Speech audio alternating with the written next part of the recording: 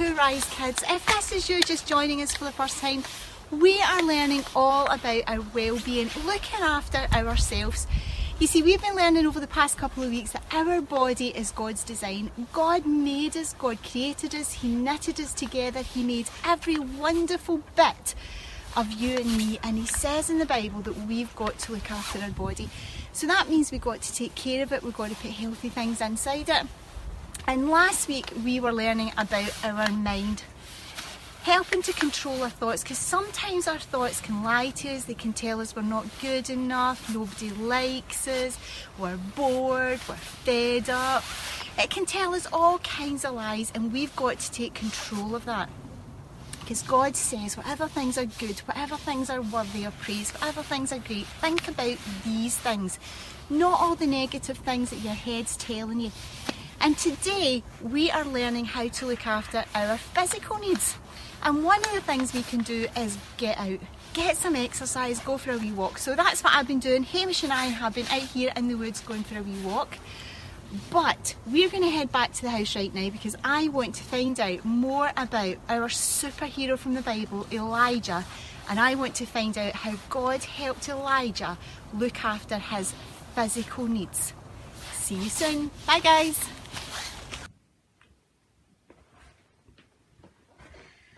Oh, that's better. Hi guys, that is me back from a walk, and do you know what? I feel so much better after that walk. Not only was it beneficial for my muscles and my heart getting out there in the fresh air, but do you know it also has helped clear my mind? Because see, when you're walking outside, especially in the woods or up in the hills, it really does help your mood. It helps what's going on in your head, because it's really hard to listen to those silly voices when you've got such amazing, beautiful scenery round about you. There's just so much to take in of God's creation. So getting out and getting about is really good for our physical well-being. But enough about me, because I want to learn more about our superhero Elijah. And do you know, today is my favourite Elijah story. I love the story of Elijah, and this is my favourite story about Elijah. You see, there was this horrible, nasty king called Ahab, and Ahab and his wife had told all the people that Elijah's God, the God whom Elijah serves, wasn't the real God. He was a false god, and everybody else should worship the God whom they said, Baal. And they believed that Baal was the one who sent the rain, who watered their crops and everything else. And to prove that Elijah's God is the real God, Elijah prayed to God and asked him to stop the rain, to prove that Baal wasn't real. And do you know what happened? The rain stopped. It stopped for 3.5 years. So finally Ahab had done enough about this, and he gathered all his prophets and he said, look, we're going to have a competition. On Mount Carmel, we're going to have this competition to see whose God is the real God. And the competition was that they were going to set up a bonfire, they were going to set up a barbecue, and whatever God could light the barbecue without using matches, or lighter or anything like that, that would be the real God. So first of all, on this mountain, they set up this barbecue, and Elijah said, right, you guys go first. There's more of you than there is me. I'm just here myself. And there was about 250 prophets of Baal. So they set up the little barbecue, and then they started to pray to Baal to light the fire. But guess what? Didn't happen. So they started to shout to Baal, because Elijah says, maybe he's a little bit deaf, you can't hear. So they shouted at the top of their voice, Baal, please light the fire. But do you know what? Nothing happened. And it went on like this for ages and ages and ages. They shouted, they danced, they sang. Then they got really, really silly and they started to hit each other and cut each other. They even cut themselves, thinking that that would please Baal. But still nothing happened. So finally, it was Elijah's turn. So Elijah got some wood, and he put some wood on top of 12 big, huge, massive stones. And then he got his meat for the barbecue, and he put the meat on top of the wood. And then he did something really crazy. He got 4 big, massive jugs of water, and he poured the water over the meat, over the wood, over the stones, and he dug a great big trench all the way around the barbecue, and the water even filled up this huge, big, massive trench. And then he did the same thing again. Another 4 jugs of water on top of the meat, on top of the wood, on top of the stones, filling up this huge big trench, surrounded in water. And then Elijah prayed. Oh, what a prayer. He says, "Oh Lord, answer me, so these people will know that you are God and you have brought them to yourself." And it says in the Bible, suddenly, fire flashed down from heaven, and it burned up the meat, it burned up the wood, it burned up the stones, it burned the grass and the dust, and every single bit of water in the trench evaporated. And do you know, everyone that was on that mountain fell down on the ground and said, "God, Jehovah God, you are the real, true God." Isn't that amazing? Just one simple prayer, and God answered it for Elijah. Now, what's all that got to do about our physical well-being? Well, do you know, after that, Elijah then climbed to the very top of the mountain. And he got down on his knees and he silently prayed to God. And then he looked up and he looked back down. And he asked his servant to check, and he could see that God was starting to send the rain.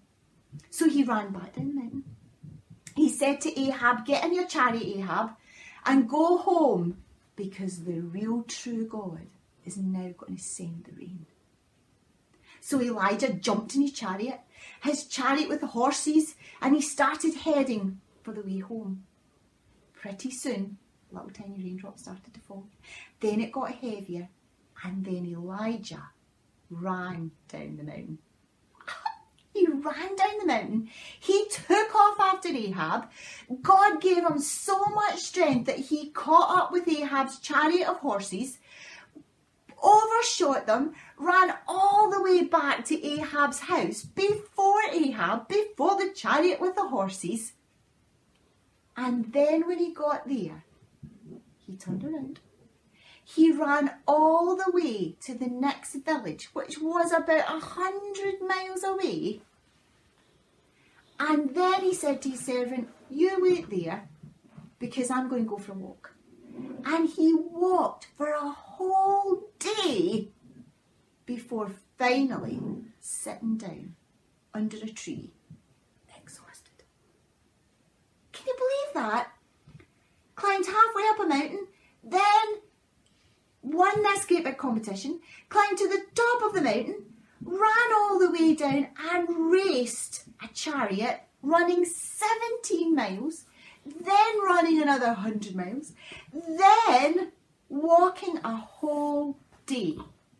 Now, I like walking. I like climbing mountains, but there's no way I could do all that in one day, or 2 days, or 3 days. I would be totally exhausted.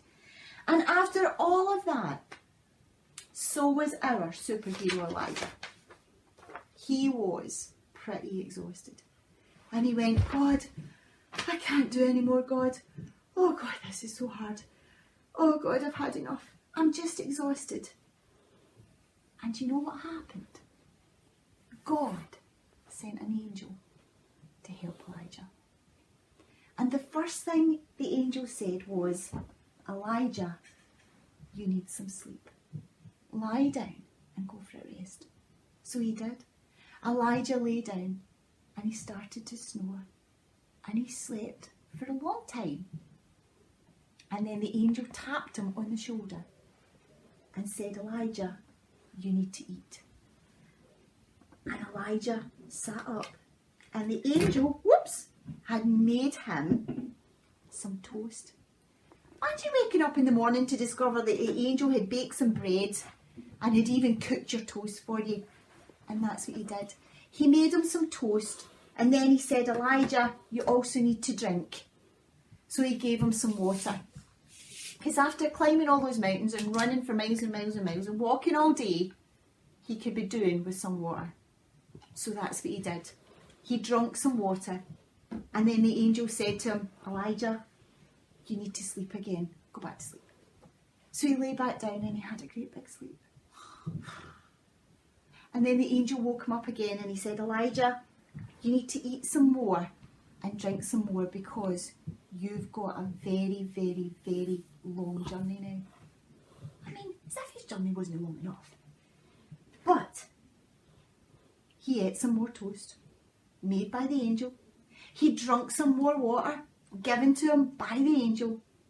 And then he was ready for a very, very long journey to climb another mountain. And you see, God, he loves us and he cares about every bit, covered in toast. He loves us and he cares so much about us that he wants to make sure that not only do we get exercise, but God also wants us to look after our body. He knows that we need sleep. And I know sometimes you guys, when your mum and dad will say to you, it's time to go to bed, you need to sleep. You go, I don't want it, 5 more minutes, 10 more minutes. But do you know what it says in the Bible? That God loves us so much that he gives his beloved sleep. That's my favourite verse. He gives his beloved sleep. God knows that sleep is good for us. And you know, even Jesus, when he was here and he walked on earth, the same as you and me, a human being, even Jesus had to sleep. Because he knows our bodies aren't as strong as his. And he knows that our bodies need to sleep.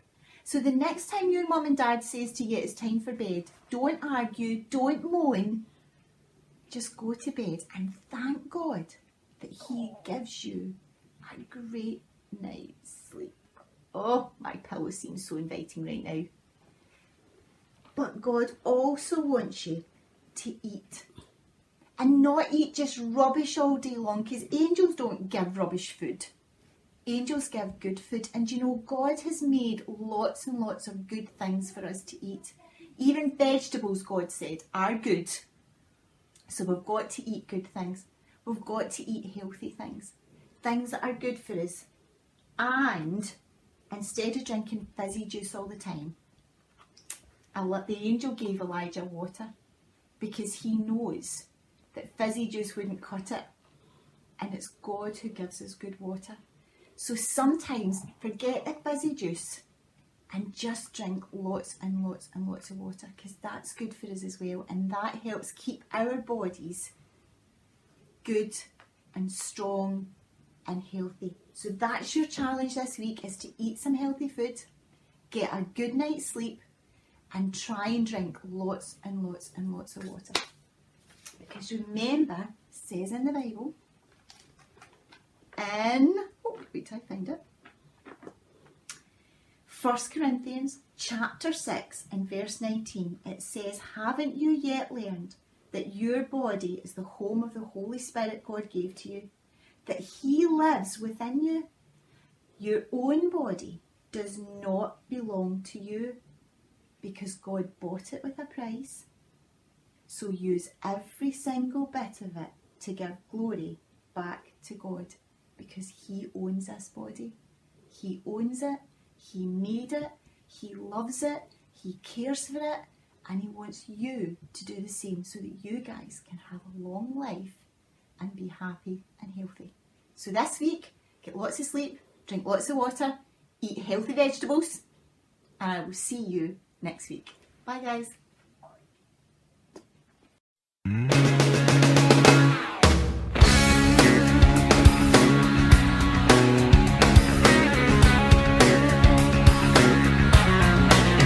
Everybody get walking, walking in the light, in every little space of every little minute of your life. Everybody get living, living more like Him, and let the whole world know He has forgiven all our sins. 5, 4, 3, 2, 1. Choose this day. Will you listen? Will you obey? Choose what's right. Get walking in the light. Choose this day. Will you listen? Will you obey? Choose what's right. Get walking in the light. Jesus is the light. Everybody get walking, walking in the light, in every little space of every little minute of your life. Everybody get living, living more like Him, and let the whole world know He has forgiven all our sins. 5, 4, 3, 2, 1. Choose this day. Will you listen? Will you obey? Choose what's right. Get walking in the light. Choose this day. Will you listen? Will you obey? Choose what's right. Get walking in the light. Jesus is the light. Everybody get walking. Jesus is the light. Everybody get swimming.